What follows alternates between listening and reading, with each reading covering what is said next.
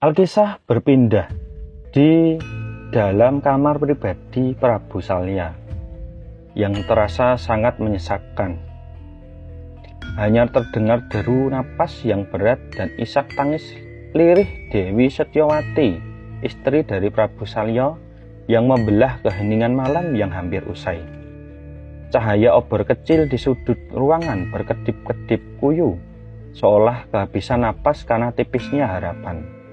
Angin fajar yang dingin menyelinap masuk melalui celah-celah kain tenda, membawa hawa kematian yang menusuk tulang.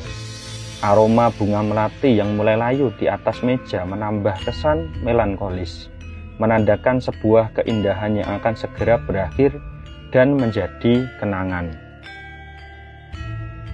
Prabu Salya berdiri di tengah pesanggerahan pribadi yang temaram. Ia telah melepas mahkota kemenangannya, digantikan dengan ikat kepala putih. Jubah perangnya disampirkan di bahu, menandakan kesiapannya untuk berangkat, namun hatinya masih tertahan di ruangan itu. Dewi Setyowati bersimpuh lemas di lantai. Kedua tangannya memeluk erat kaki sang suami, seolah tak ingin melepaskannya, meski sedikit pun. Wajahnya yang cantik tampak pucat, basah oleh air mata yang tak kunjung berhenti.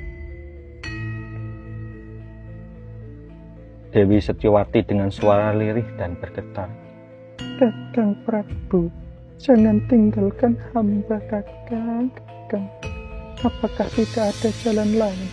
Mengapa harus panjenengan yang menanggung beban dosa Korawa, Kakang? Keponakanmu para Pandawa pasti akan mengerti jika panjenengan memilih untuk diam dan tidak berperang, Kakang. Jangan pergi menjemput maut, Kakang. Hamba tak sanggup melihat fajar menyingsing. Jika itu artinya hamba kehilangan matahari hidup hamba, Kakang Prabu Salya." Prabu Salya mengelus lembut kepala istrinya dengan penuh kasih. Yai Setyowati, jangan begitu, Yai. Berdirilah engkau. "Tidak, Kakang." Dengarkan suamimu ini. Menjadi orang benar itu memang utama. Namun menjadi orang yang setia pada janji adalah ujian tertinggi bagi seorang laki-laki, Yai. "Injih, Kakang." Jika saat ini aku melarikan diri hanya demi keselamatanku sendiri, maka seumur hidup aku akan berjalan dengan wajah tertunduk karena malu. Apa kau ingin anak cucu kita mengenangku sebagai raja yang pengecut, Dewi? "Tapi, Kakang, mereka yang kau bela adalah angkara murka, Kakang." Itulah tragedi, Dewi. Itulah tragedi seorang prajurit. Kadang kita harus berdiri di sisi yang salah untuk melakukan hal yang benar. Aku maju ini bukan untuk memenangkan kejahatan, tapi untuk menuntaskan kewajibanku sebagai manusia yang telah memakan hasil bumi negara ini. Kematianku besok adalah pengampunan bagi jiwaku.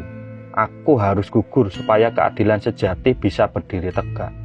Ini adalah pelajaran bahwa cinta sejati bukan berarti selalu memiliki, tapi berani merelakan pasangan untuk berjalan di jalan kehormatan. "Injih, Kakang, tapi aku tidak rela." Sudah, relakanlah suamimu ini. Suamimu ini sudah tua.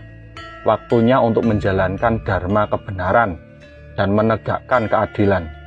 Aku besok akan berangkat maju perang menjadi senopati. Jangan kau tangisi. Tangisanmu akan menjadi beban derita bagiku, Yai. "Injih, Kakang Mas." Aduh. "Kang Togak, hatiku tidak kuat melihat pemandangan ini, Kang. Gusti Putri cantik-cantik kok menangis sampai matanya bengkak begitu. Aduh.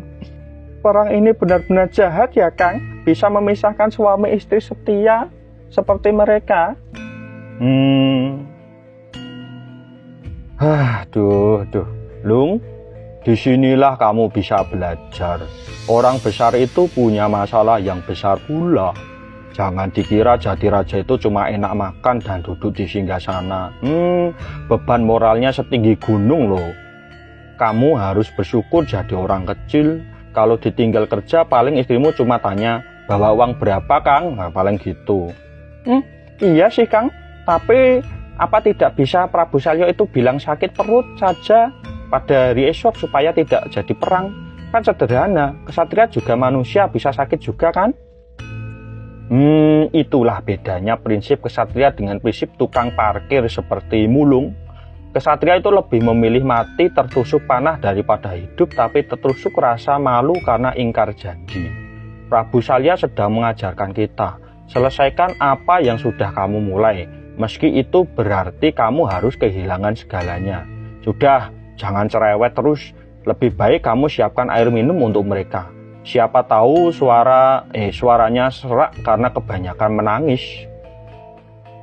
Iya Kang, tapi air minumnya air putih saja ya, soalnya sirupnya kemarin sudah habis diminum Sangkuni. Begitulah, di bagian kedua ini mengajarkan kita tentang kesetiaan dan kehormatan. Prabu Salya menunjukkan bahwa cinta sejati terhadap pasangan tidak boleh membuat seseorang menjadi buta akan kewajibannya terhadap prinsip dan kehormatan.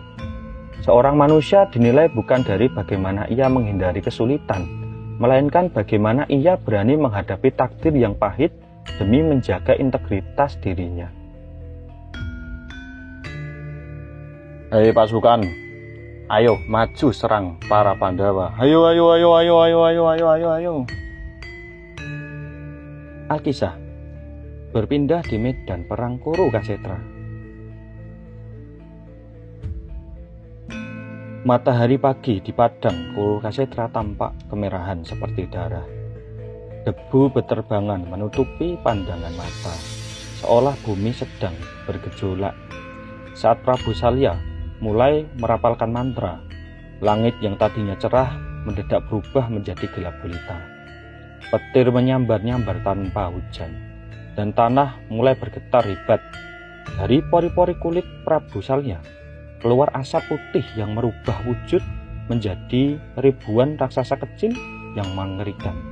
Inilah Aji Condro Birowo.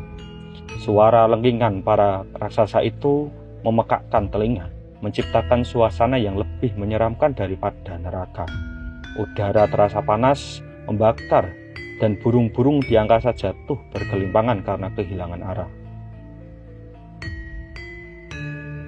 Prabu Salya berdiri gagah di atas kereta perang kencana yang ditarik oleh 4 kuda putih. Tangannya tidak memegang busur panah, melainkan bersedekap di dada. Matanya terpejam rapat, memusatkan seluruh energi batinnya.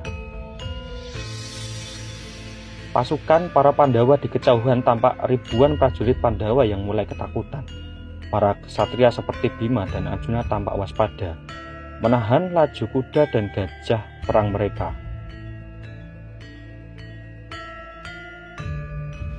Ayo pasukan, serbu. Ayo. Wahai keponakan-keponakanku, para Pandawa, jangan kalian lihat aku sebagai pamanmu hari ini. Lihatlah aku sebagai musuh yang harus kalian hancurkan. Condro Birowo adalah perwujudan dari nafsu dan amarah manusia. Jika kalian membalasnya dengan kebencian, mereka akan tumbuh menjadi jutaan. Siapkan jiwa kalian, karena hari ini aku datang untuk menguji sejauh mana kebersihan hati kalian, para keponakan-keponakanku, para Pandawa.